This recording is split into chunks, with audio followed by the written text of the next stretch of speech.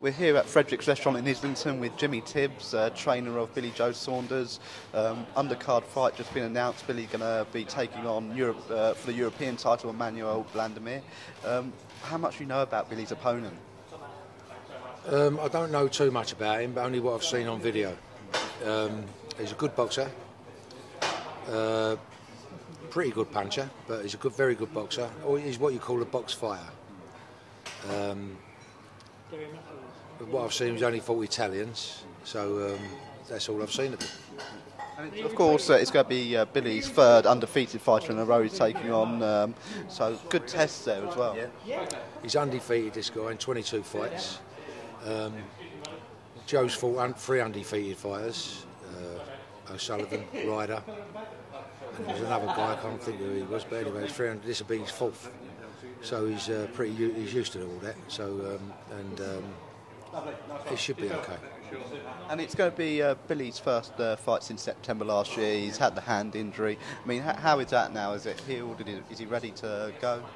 Yeah, well, he's had a hand injury, as you know, as he was saying, but that's healing up. It will be healed by the time he fights. He's had a good rest, which he deserved. He needed a good rest. He needed to get away from boxing for a little while. And he's come back fresh as a daisy. A little bit overweight, as usual, but we've sorted it out. We've got a good dietitian on the firm. And we've got everything we need to do to win this fight. So none of those burgers we saw out there earlier in build up to this fight for Billy?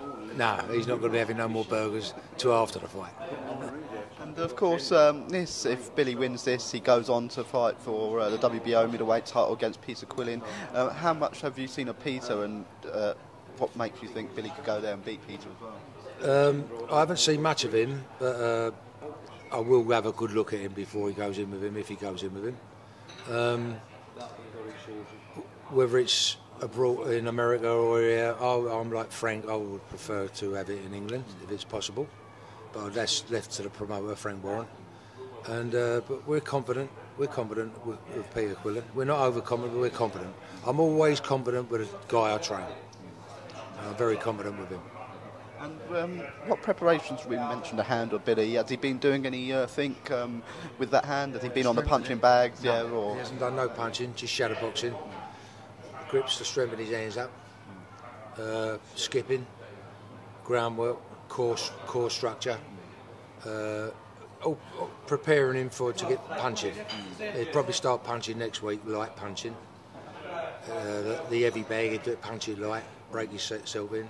Have a week or so of that, bit of pad work, then we'll call the sparring partners in. Just building it up slowly, one step at a time. Yeah. And I mean, if Billy comes through this fight for the European title, do you think we could see the world title fight back end of this year or early next year? June, July, August. I could see maybe this year, if everything goes according to plan. Could be this year, yeah. And who are some of the other fighters in the division you're looking at for Billy? I mean, there's some great world fighters out there. There's some great domestic fights out there as well.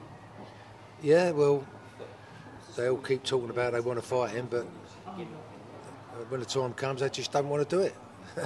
John Ryder was the only one who wanted to fight him, and he did have a go, you know, but he got beat, and he got beat fair and square. There's Eubanks, that would make a good draw. Yeah, you know, it's fights like that the public need to see, and maybe later on down the line, Frank would probably be able to make that fight. Oh, that's great. Thank you so much, Jimmy. You're welcome. Thank you.